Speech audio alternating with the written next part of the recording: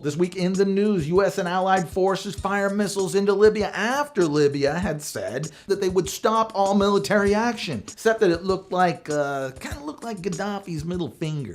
1 hour after I put up the last show, the big event of the week, the one they've been covering all week, the 9.0 earthquake off the shores of Japan that caused the devastating tsunami over there. You just can't be lighthearted about that. And my deepest heartfelt prayers and sympathy go out to those people who are still over there dealing with that mess. And then, of course, there's a nuclear reactor that's spewing out radiation, and nobody knows the devastating effects of radiation better than the people of Japan. And all week it's been like that. War and destruction and disaster and bad news around every corner, on top of all the problems that you have in your life. Are your stress levels through the roof yet? We're going to talk about it today on the Dirt Capsule. He'll kill everyone. We've got to stop now. Mental and physical powers were developed to the absolute peak of human perfection. The Dirt Capsule.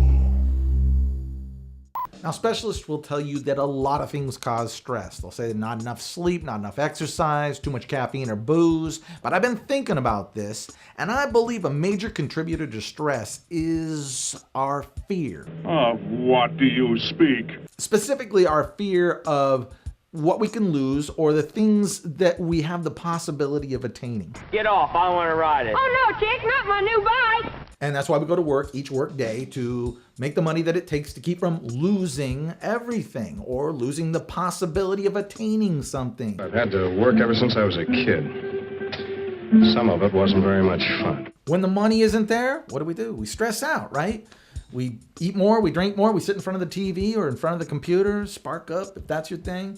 And all of it's just more unhealthy behavior. It's just all stuff that adds to more stress. Let's say, for the sake of argument, that I'm right, and that a major contributor to stress is this fear of loss. If that's the case, then the opposite of fear is not love or hope or courage or faith or any of that.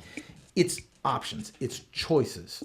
And having more choices helps reduce stress. I agree with him completely, although I'd never looked at it in those terms before. It's always easier to make a decision when you know that if this doesn't work out, hey, I got other options, right? If you're rich, you got more options than if you're poor.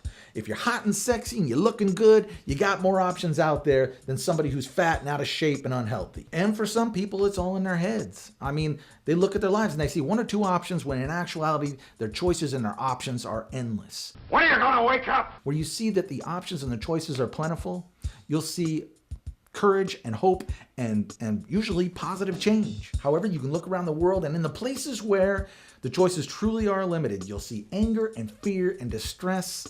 And I feel like in a country where we are losing our choices more and more every day, we should be acutely aware of this. What does it mean, Doctor?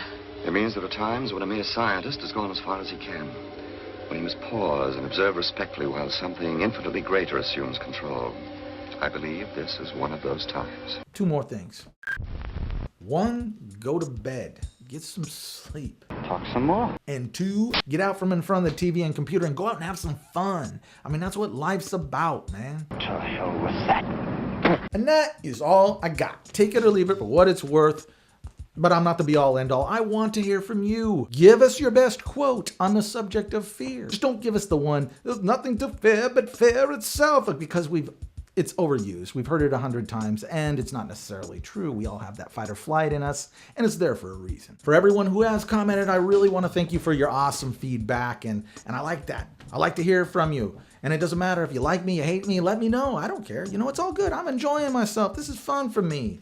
And shoot this video over to a friend if they're having a stressful time in their lives. Maybe it'll help. I don't know. Maybe not. I don't know. Keep the faith, my capsulist friends. And until next time, check out the moon. And hey, keep Japan in your blessings and relax.